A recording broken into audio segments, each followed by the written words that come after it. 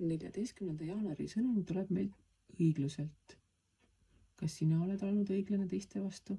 Kas teised on olnud õiglased sinu vastu?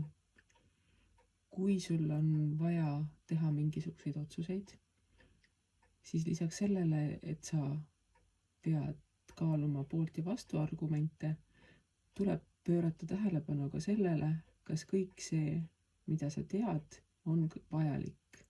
Kas kõik see, mille alusel sa midagi mõõdad, kas see kõik on vajalik? Tuleb üleliigne eemale heita. See õiglus võib tähendada ka päriselt kohtusüsteemi abi või kasutamist. Ehk et kas sa oled kohtu all või oled sina kannatanu, nii-öelda.